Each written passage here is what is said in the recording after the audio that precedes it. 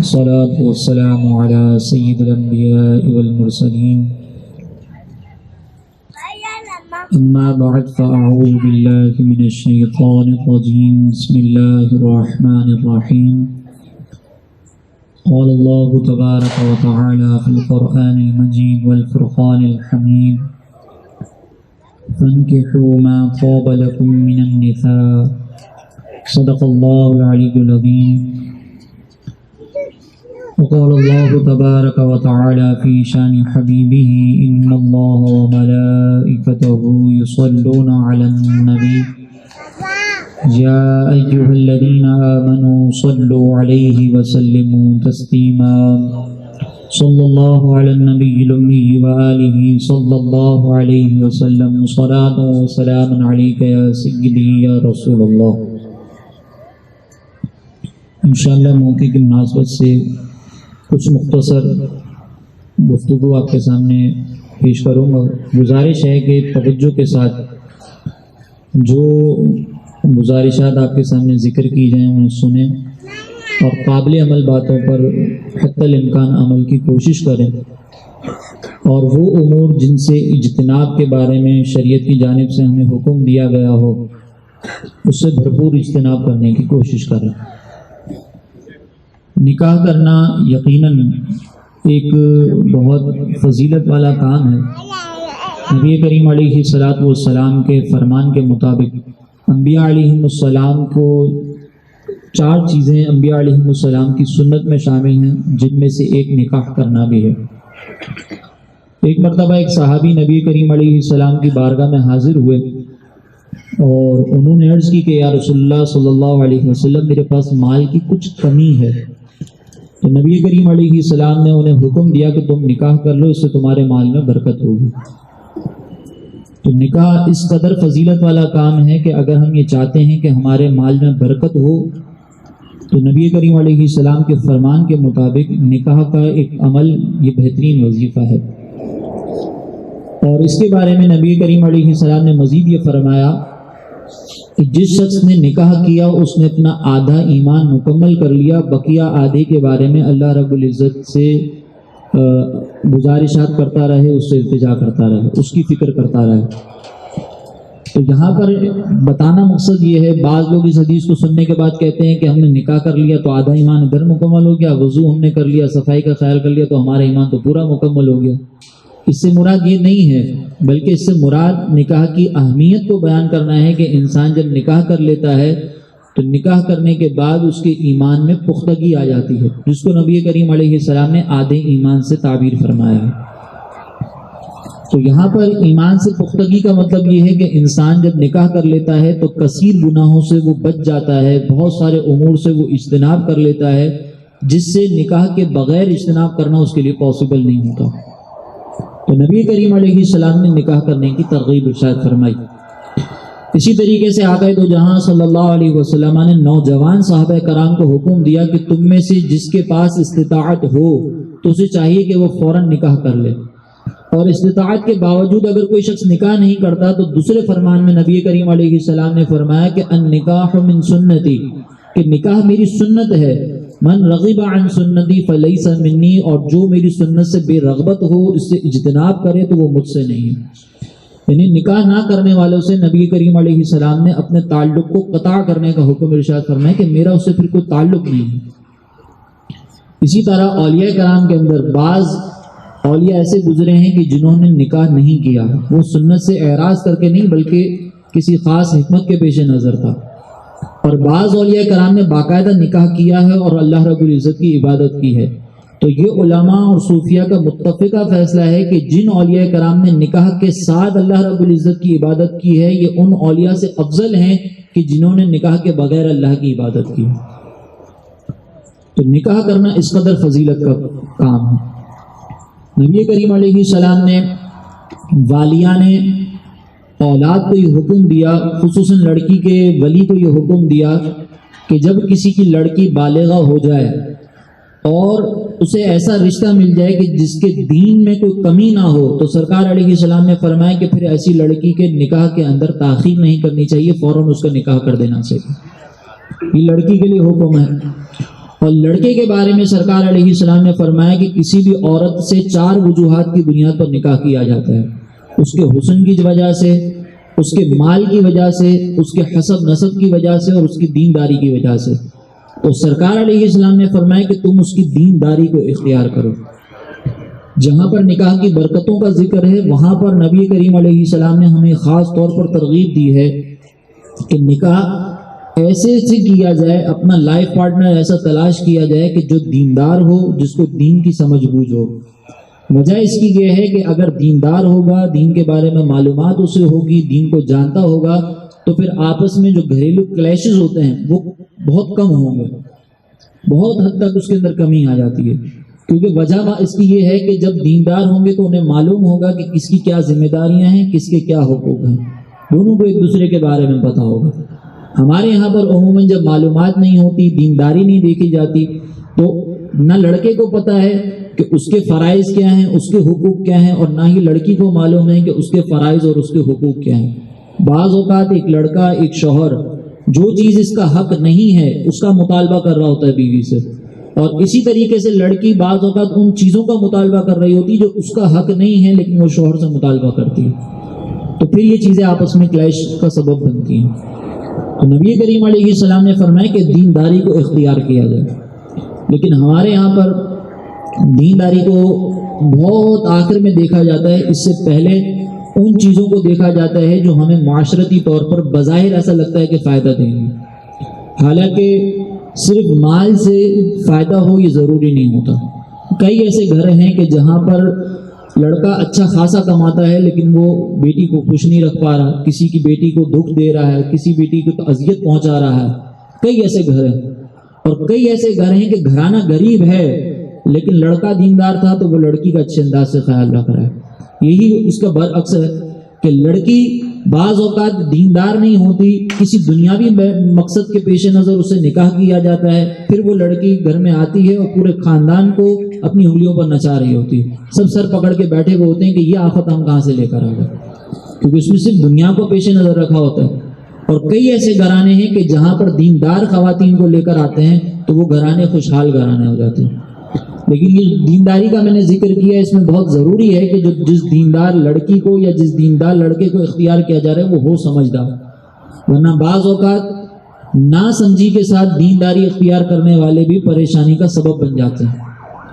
بعض اوقات جہاں پر لڑکی کو شرعی طور پر رعایتیں موجود ہوتی ہیں وہاں پر لڑکی کے ساتھ اس قدر سختیاں کی جاتی ہیں کہ لڑکی کا جینا عذاب ہو جاتا ہے۔ اسی طریقے سے لڑکی جہاں پر دینداری کو اختیار کرنا اس کا اپنا بینیفٹ نظر آتا ہے وہاں پر اختیار کر لیتی ہے۔ جیسے مثال کے طور پر میں صرف مثال دے کر آگے چلتا ہوں کہ بعض اوقات ایسا بھی ہوا ہے کہ لڑکا جب دیندار تھا تو وہ اس قدر دیندار جہالت کے ساتھ تھا، حکمت کے ساتھ تھا کہ اس نے اپنے گھر کی اپنی جو زوجہ ہے اس کو اپنے ماموں سے بھی نہیں ملنے دیتا تھا کہ تم اپنے ماموں کے گھر پر جاؤ گی، تم اپنے ماموں سے ملاقات کرو گی تو یہ مجھے پسند نہیں، اور شوہر کا حق ماننا تو شوہر کا حکم ماننا تمہارے لیے واجب ہے، تمہیں ملنا ہی نہیں ہے، تمہیں اپنے بھائیوں سے نہیں ملنا، تمہیں اس سے نہیں ملنا، بیجا پابندیاں، اور بلیک میلنگ کیا کہ تم پر میرا حکم ماننا فرض ہے۔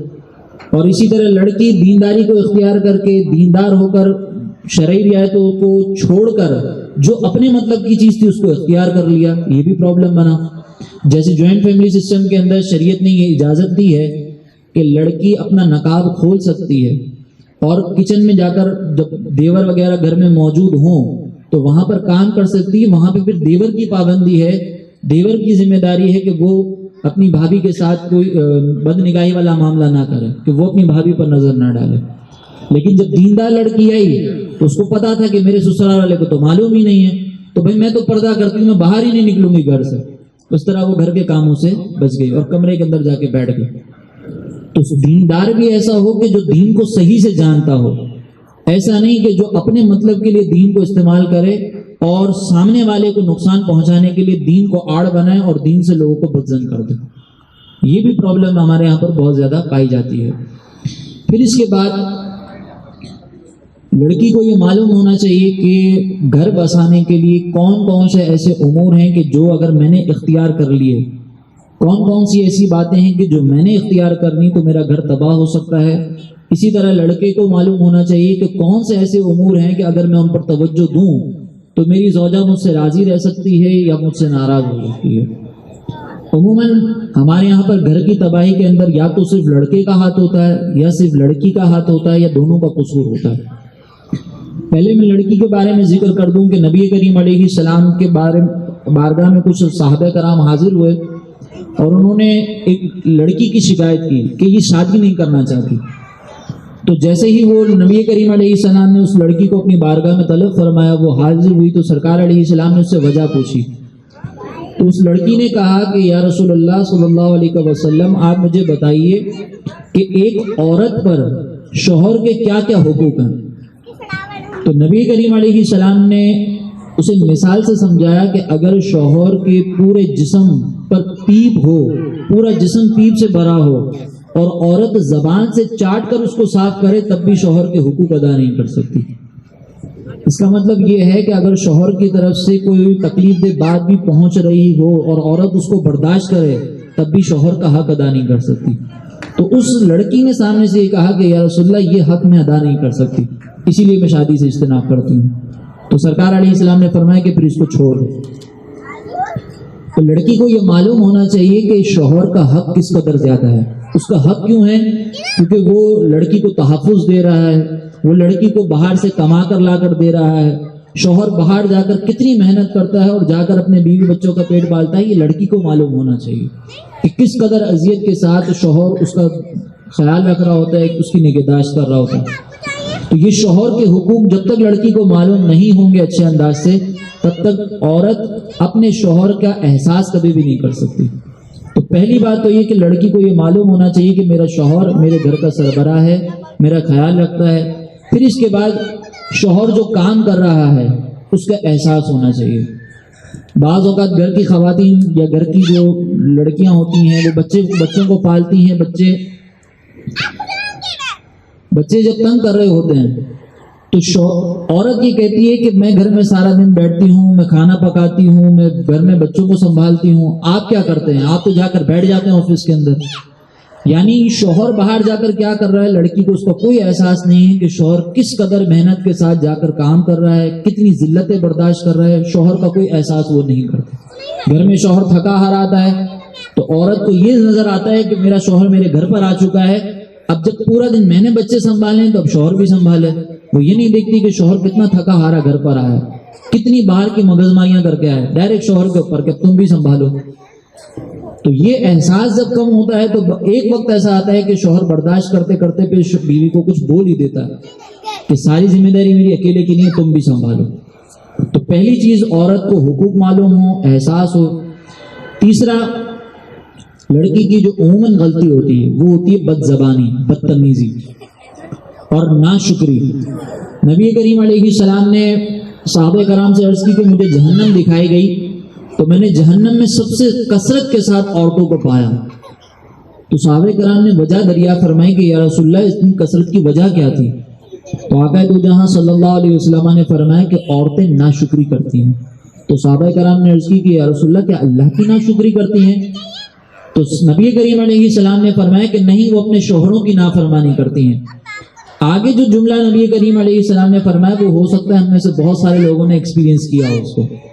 سرکار علیہ السلام نے فرمایا کہ شوہر ساری زندگی اس پر احسان کرتا رہے اور کبھی کوئی ایک بات ایسی ہو جو شوہر کی مرضی کے خلاف ہو تو وہ سامنے سے کہتی ہے ما رأیت خیرا منک قط، کہ میں نے تمہاری طرف سے کبھی کوئی بھلائی دیکھی ہی نہیں۔ یعنی سارے احسانات بھول جاتی ہے، ایک تکلیف کی بنیاد پر یہ کہتی ہے کہ میں نے تمہاری طرف سے کبھی کوئی بھلائی دیکھی ہی نہیں۔ تو عموماً ایسا ہوتا ہے کہ بیوی شوہر کی طرف سے آنے والی پریشانیوں کے بارے میں سارے اس کے احسانات بھول جاتی ہے۔ ایک آدھ دفعہ اگر شوہر نے ڈانٹ دیا تو آپ تو ہمیشہ میرے ساتھ ایسا کرتے ہیں، آپ تو ہمیشہ مجھے برا بھلا کہتے ہیں، آپ تو ہمیشہ یوں کرتے ہیں، آپ تو ہمیشہ یوں کرتے ہیں۔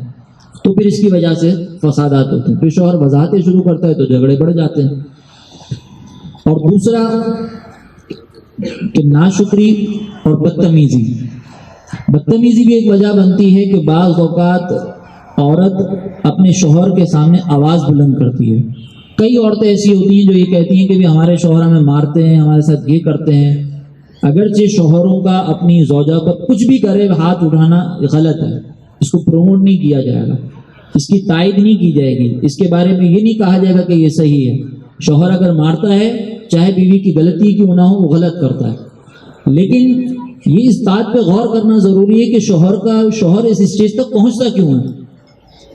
بیوی اگر اپنی غلطی کرنے کے بعد نہیں مانے گی اور سامنے شوہر کو باتیں سنائے گی، شوہر کو ذلیل کرتی رہے گی، شوہر کو برا بھلا کرتی رہے گی، تو وہ بھی مرد ہے، اس کو بھی اپنی طاقت کا احساس ہوگا، وہ بدتمیزی پر ہاتھ تو اٹھائے گا، وہ زبان سے اس کے پاس پاور ہے تو وہ جملے تو کہے گا الٹے سیدھے۔ تو جب نبی کریم علیہ السلام نے عورت کو یہ کہا ہے، یہ عورت کو بات بتا دی ہے کہ اگر تمہارے شوہر کی پورے جسم پر پیپ ہو تب بھی تم زبان سے چاٹ کر اس کا حق ادا نہیں کر سکتی، تو اس کو سمجھ جانا چاہیے کہ شوہر کے حقوق بہت زیادہ ہیں، وہ چاہے مجھے کچھ بھی کہے، اگر وہ ظلم کر رہا ہے میدان معاشر میں اس کو جواب دینا پڑے گا، میدان معاشر میں اس کو ظلم کا حساب دینا پڑے گا۔ بیوی اگر یہاں پر صبر کر لے اس کے لیے بہت درجہ ہے۔ تو یہاں پہ بیویوں کو یہ چاہیے، ازواج کو یہ چاہیے، لڑکیوں کو یہ چاہیے، خواتین کو یہ چاہیے کہ وہ اپنی طرف سے پوری کوشش کریں کہ شوہر ان کے ساتھ کوئی برا رویہ اگر اختیار کرتا ہے تو وہ صبر کریں، وہ احساس کریں، اور شوہر کے والدین کو اپنا والدین سمجھیں۔ اگرچہ یہ بیسیکلی ہو نہیں سکتا، فطری طور پر یہ ہو نہیں سکتا کہ بہو اپنی ساس کو ماں سمجھے، ساس اپنی بہو کو بیٹی سمجھے، سسر اپنے داماد کو بیٹا سمجھے اور داماد اپنے سسر کو باپ سمجھے، لیکن عزت تو دے سکتے ہیں نا، رسپیکٹ تو کر سکتے ہیں، یہ کم از کم ہونا چاہیے۔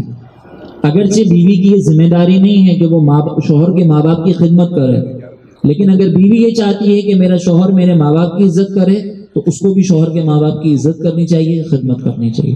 تو یہ چند چیزیں ازواج کے لیے ہیں، خواتین کے لیے ہیں۔ دوسری بات جو شوہروں کی طرف سے کہ جب شوہروں کی غلطی ہوتی ہے، شوہروں کا قصور ہوتا ہے، تو شوہروں کا سب سے بڑا قصور یہی ہوتا ہے کہ وہ بیوی کے جو جذبات ہیں، بیوی کے جو احساسات ہیں، بیوی کے جو کام ہیں ان کا وہ بھی احساس نہیں کرتا۔ بیوی کس طریقے سے پورے دن میں پورے گھر کے اندر کس طریقے سے بچوں کو پالتی ہے، بچے کس طریقے سے تنگ کرتے ہیں، ہم 2 منٹ خالی کھیلتے ہیں اور اس کے بعد گھر سے باہر چلے جاتے ہیں چند گھنٹے کھیل کر، پورا دن بیوی کو وہ کس طریقے سے تنگ کرتے ہیں، کتنی اذیت پہنچاتے ہیں۔ ایک بچے کو کھانا بھی پکانا ہے، ایک بچہ ادھر بھاگ رہا ہے، ایک بچہ ادھر بھاگ رہا ہے، کتنی اذیت ہوتی ہے، اس کا شوہر کبھی احساس نہیں کرتا۔ شوہر اپنی بیوی کو یہ کہتا رہتا تم کرتی کیا ہو، تم تو بیٹھ کر پلنگ پہ سوتی رہتی ہو، اصل کام تو میں کر رہا ہوں، باہر کمانے کے لیے میں جاتا ہوں، باس کی ڈانٹ میں سنتا ہوں، تم کیا کرتی ہو، گھر میں بیٹھی رہتی ہو، فیس بک یوز کرتی ہو، یوٹیوب یوز کرتی ہو، تمہارا کام کیا ہے؟ اگر واقعی بیوی ایسی ہے تو پھر تو کہہ سکتا ہے، لیکن اگر واقعی وہ بچوں کا خیال رکھ رہی ہے تو پھر یہ جملے بہت خطرناک ہیں۔ کبھی اگر بیوی کو یہ کہہ دیا جائے، جہاں پر یہ کہا جاتا ہے کہ نمک تھوڑا سا کم تھا تو تم نے تو آج کھانا بڑا بیکار بنایا ہے، یہ بھی کہا جاتا ہے نا، 2 منٹ پہ ذلیل کر دیا جاتا ہے۔ اگر یہ کہا جائے کہ پورے دن تم نے تھک کر کچن کے اندر جا کر اور وہاں پر جا کر تب ایک گرم ماحول کے اندر تم نے ہمارے لیے کھانا بنایا، تمہارا شکریہ، یہ 2 جملے کہنے میں کیا جاتا ہے؟ اگر یہ کہہ دیں تو کیا وہ عزت نہیں کرے گی؟ نبی کریم علیہ السلام نے فرمایا کہ بیوی اپنے شوہر سے سب سے زیادہ محبت کرتی ہے، سب سے زیادہ، اپنے باپ سے بھی بڑھ کر اپنے شوہر سے محبت کرتی ہے۔ اگر بیوی کے دل میں شوہر کی محبت نہیں آ رہی ہے تو کہیں نہ کہیں شوہر کا قصور ہوتا ہے، وہ اس کو غور کرنا چاہیے، کہیں نہ کہیں قصور ہوتا ہے۔ میں اپنے بارے میں غور کروں، آپ اپنے بارے میں غور کریں۔ اسی طرح شوہر بیوی کی عزت نفس کا کبھی خیال نہیں کرتا، اس کو اپنے پاؤں کی جوتی سمجھ کے رکھتا ہے۔ حالانکہ نبی کریم علیہ السلام نے اپنی ازواج سے 11 ازواج تھیں ایک روایت کے مطابق، اور ایک روایت کے مطابق 9، اور تمام ازواج نبی کریم علیہ السلام سے خوش تھی۔ سرکار علیہ السلام کے اوپر اللہ رب العزت نے ایک آیت نازل فرمائی کہ اپنی ازواج کو آپ اختیار دیں کہ وہ چاہے تو اللہ رب العزت سے اللہ اور اس کے رسول کو اختیار کریں، چاہے تو وہ دنیا کو اختیار کر لیں۔ تو تمام صحابہ کے تمام ازواج نے یک زبان یہ کہا کہ ہم اللہ اور اس کے رسول کو اختیار کرتی ہیں۔ تو اگر شوہر ظلم کر رہا ہو تو وہ کبھی ایسا نہیں ہوتا کہ وہ ازواج یہ کہیں کہ ہمیں جب موقع ملے نا جان چھڑانے کو تو بیوی فوراً جان چھڑاتی، لیکن نبی کریم علیہ السلام کی ازواج نے سرکار علیہ السلام کی سیرت کو دیکھ کر، آپ کے اچھے رویے کو دیکھ کر آپ کو ہی اختیار کیا۔ نبی کریم علیہ السلام نے کبھی اپنی ازواج کو جوتے کی نوک پر نہیں رکھا، کبھی ان کو حقیر نہیں سمجھا۔ سید عائشہ صدیقہ رضی اللہ تعالی عنہا کے ساتھ نبی کریم علیہ السلام باقاعدہ دوڑ لگایا کرتے تھے۔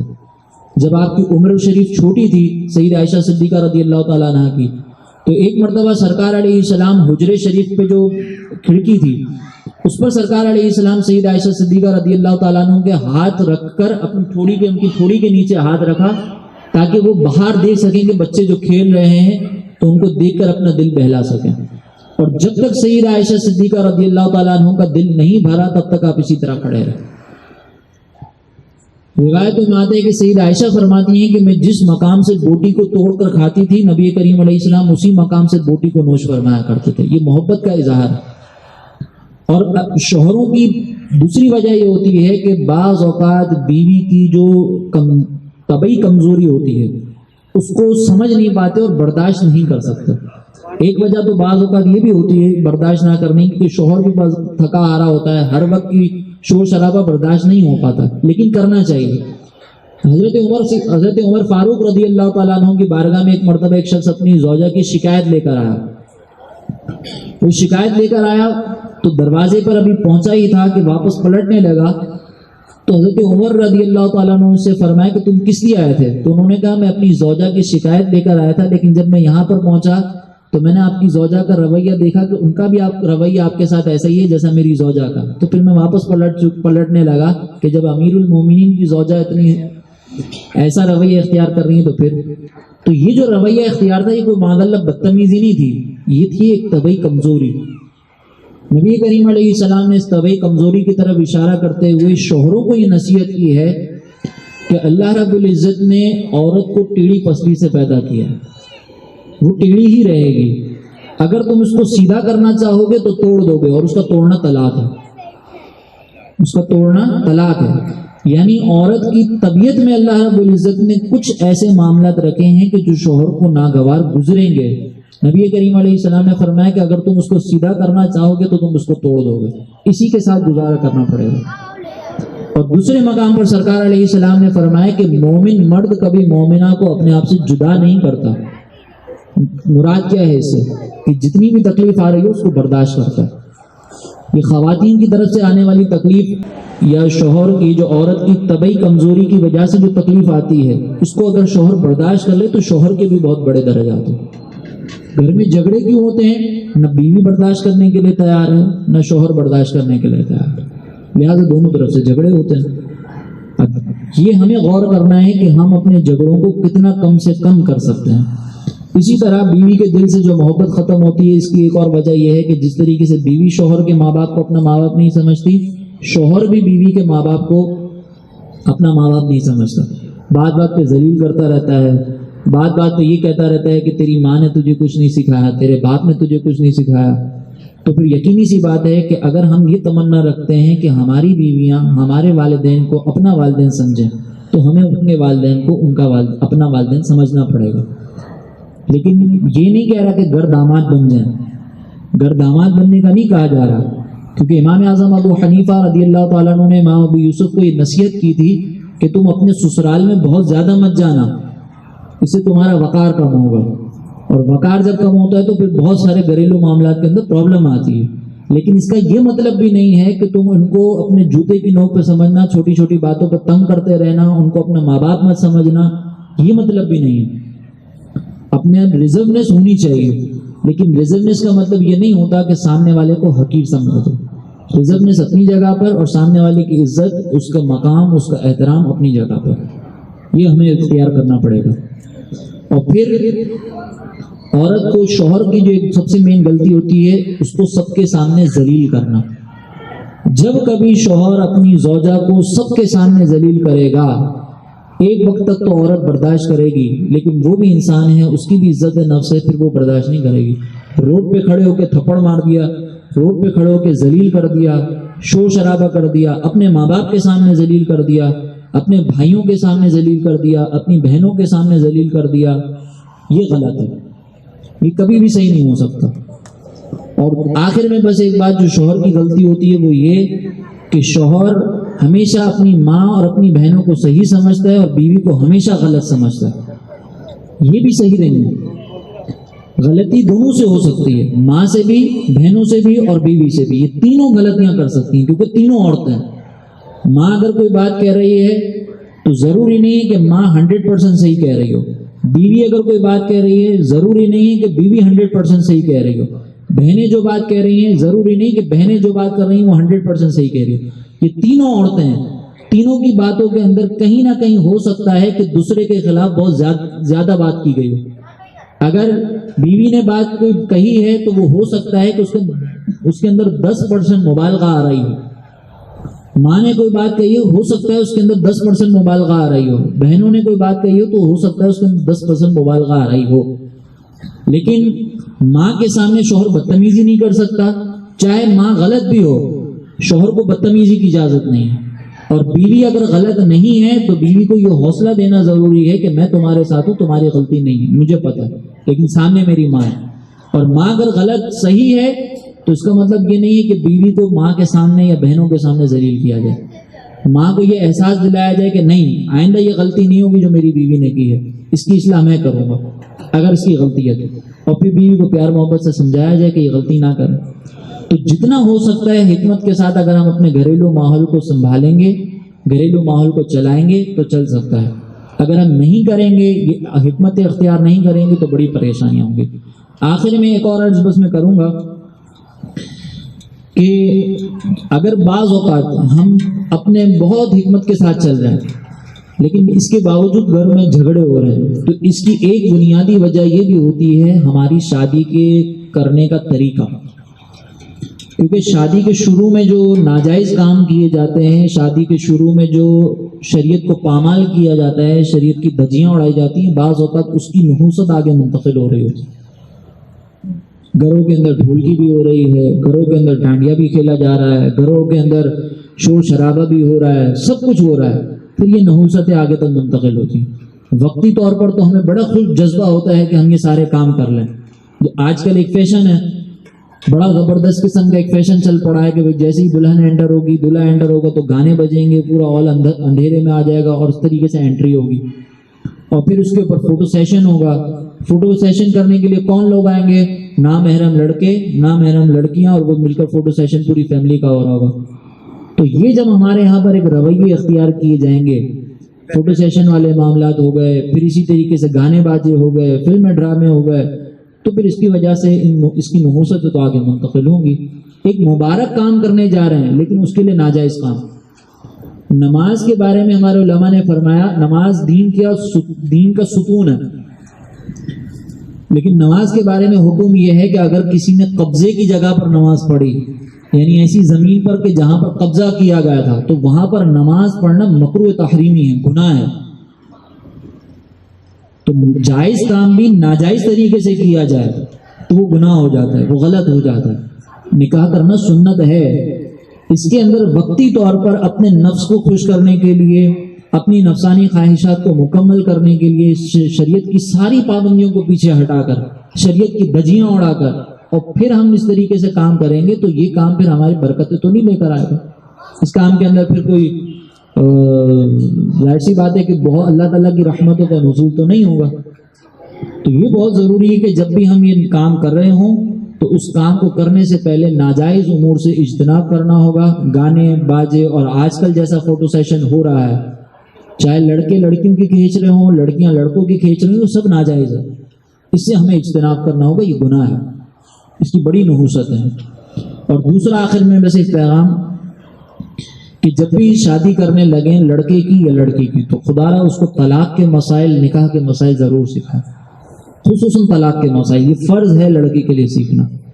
کئی بار ایسا ہوتا ہے کہ لڑکا زبان سے ایسے جملے ادا کر دیتا ہے جس میں لفظ طلاق شامل نہیں ہوتا، لیکن پھر بھی طلاق ہو جاتی ہے. جیسے مثال کے طور پر جھگڑے میں اگر لڑکے نے یہ کہہ دیا کہ جا دفاؤ، اپنی ماں کے گھر چلی جا، بعض صورتوں میں اس کے اندر بھی طلاق ہو جاتی ہے. بعض صورتوں میں کنڈیشنز ہیں اس کی، لیکن ہو جاتی ہے اس سے طلاق. کچھ سینیریو بعض اوقات ایسا ہوتا ہے، لڑکے کا غصہ ایسا ہوتا ہے جس کی وجہ سے طلاق ہو جاتی ہے. تیرا میرا رشتہ ختم، تو میری کچھ لگتی نہیں ہے، یہ جملے بھی ایسے ہیں کہ جس سے طلاق ہو جاتی ہے. اور کئی ایسے مسائل ہیں کہ جس میں طلاقیں ہو چکی ہوتی ہیں، لیکن چونکہ معلوم نہیں ہوتا. جب بیانات سنتے ہیں، جب کسی سے سنتے ہیں، معلوم کرتے ہیں، تو 2 سال تک طلاقیں ہونے کے بعد ساتھ رہ رہے ہوتے ہیں. یہ کیوں ہوتا ہے؟ کیونکہ ہم نے شادی سے پہلے یہ تو دیکھا تھا کہ سوٹ کہاں سے بنوانا ہے، یہ تو دیکھا تھا کہ ہال کون سا بک کروانا ہے، کھانے میں ہمیں آئٹمس کیا کیا رکھنی ہے، کون سا کلہ پہننا ہے، کون سی شیروانی پہننی ہے، لیکن یہ نہیں دیکھا تھا کہ کتنا علم مجھے سیکھنا، شریعت مجھ سے کیا مطالبہ کرتی ہے۔ اور پھر جب طلاق ہو جاتی ہے تو سامنے سے کہتے طلاق ایسے تھوڑی ہوتی ہے، یعنی طلاق ایسے ہوگی کہ زبان سے حضرت کو جملہ کہیں، اس کے بعد ایک زوردار دھڑام کر کے دھماکہ ہو، اور پھر اوپر سے ایک لفظ طلاق آئے، اور پھر اس کے بعد اعلان ہو کہ بھائی یہ طلاق ہو گئی، اب آپ دونوں علیحدہ جاؤ۔ اور اگر ایسا نہیں ہوگا تو طلاق ہوگی نہیں۔ پھر اپنی قیاس آرائیاں شروع ہو جاتی ہیں کہ بھائی جب ہم نے نکاح کیا تھا تب تو وہاں پر گواہ چاہیے تھے، میں نے تو کمرے میں بیٹھ کر لفظ طلاق کہا تھا، کیسے طلاق ہو گئی، اب آپ مجھے سمجھاؤ۔